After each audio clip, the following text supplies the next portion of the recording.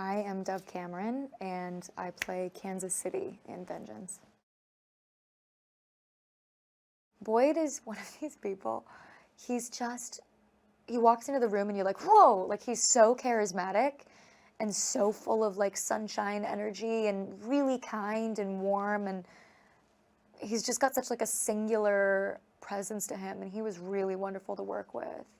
And Jay, I fell in love with her. I was like, you're my mom forever now.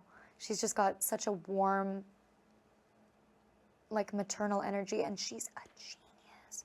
Boyd is hilarious, and I'd known his work, but I'd never seen him do comedy. And he's a brilliant comedic actor.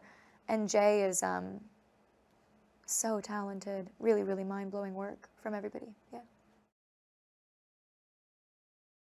My initial thoughts were that it was one of the funnier scripts I've read in my life. It's very rare that a script can make me laugh out loud, but obviously I think BJ, I'm a huge fan of The Office, like massive fan of The Office. Actually, I think I'm due to start watching the whole series for like the 9th time through. It's been long enough, it's been like 6 months. And so this sort of like familiar, BJ was obviously a writer for The Office, so that kind of like familiar tone was something that really stood out to me.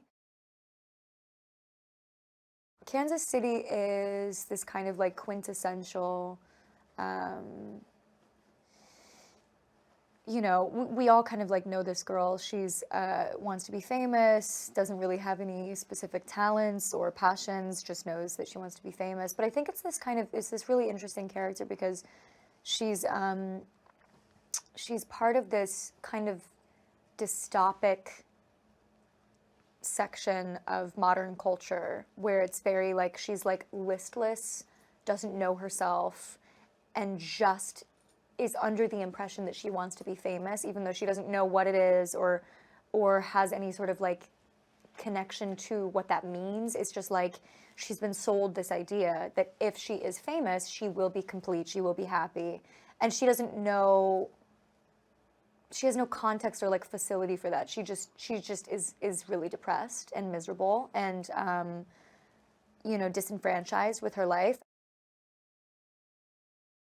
A big theme for our movie is the sort of disenfranchisement, the disenfranchised tone of this kind of life that this family is living, and what they are grasping for to fill these holes that actually aren't medicines for their life. But they just are like dopamine stimulators. And I think that's something that was really apparent to me reading the script, is that these, you know, I know this girl, Kansas City. I know this whole family. So yeah, so I think that BJ has this really incredible ability to find comedy in the tragedy, and also like speak to the zeitgeist. The family is very close knit, very like ride or die kind of family loyalty, and it's a very sort of enmeshed situation, and they're all very like fledged out, interesting characters. I actually think that the family is very lovable. It's the kind of like fantasy family relationship, I think. I think Kansas City has a sort of a aggressive disposition towards most things in life. She has a sort of a, she's very young and very self-focused, so I think most things that come into her stratosphere are things that she either feels neither here nor there about, or like generally unhappy with, followed by once she realizes that Ben is maybe potentially in a position of power for her. She once she realizes that he runs a press outlet, or in her mind, she's, you know, this is like a situation for her to take advantage of.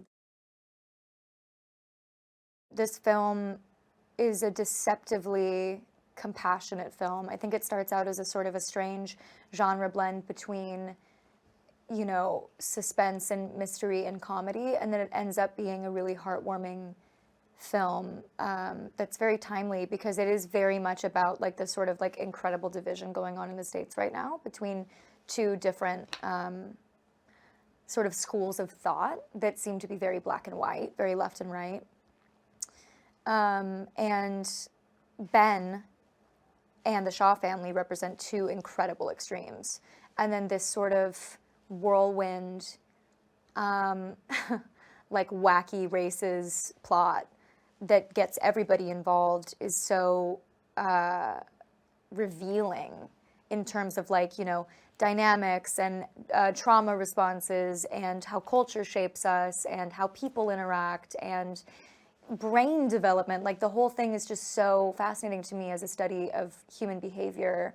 And BJ is such a genius. He really, like, brings you along for that ride and makes it entertaining. BJ's an incredible director. I mean, he's a really, he's a genius writer. He's one of my favorite comedic actors, but he's an incredible director. I mean, I don't understand how he was able to do all three so well.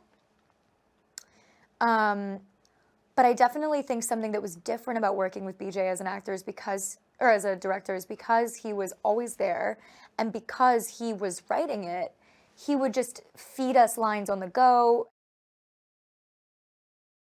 The other thing that was really special about it was just the fact that he's so funny, that it was like, I'm pretty good at not breaking. I also started out in comedy, so I'm like, I kind of pride myself on being a pretty good, like, straight man in terms of, like, giving someone a sounding board to be funny against and being funny and not making myself break. There's something about BJ. It's really maddening. It's like none of us could keep it together to the point where it was, like, actually frustrating. Like, there are scenes that didn't make it into the film that were some of my favorite scenes, and I know it's just because we didn't get it. Like, we literally didn't get it. We ran out of time, and we didn't get the shot, and everybody was, like, angry. Like, actually, there was this one time we were shooting at this rodeo, and it was freezing. Like, people's noses were red. I could barely, like, animate my mouth because it was so cold, and my muscles were freezing. And he kept feeding this person behind us this line. And I can't even tell you why it was so funny, but it was just BJ and the line and the circumstance. And it was so hilarious that every single time, every single one of us broke, like Boyd included. And he's such a good straight man. And BJ was, like, getting really mad. He was like, guys! And we couldn't keep it together, even though it was like, Dad's mad. And it didn't make the film. I've never seen the bloopers, but I think it might be longer than the film.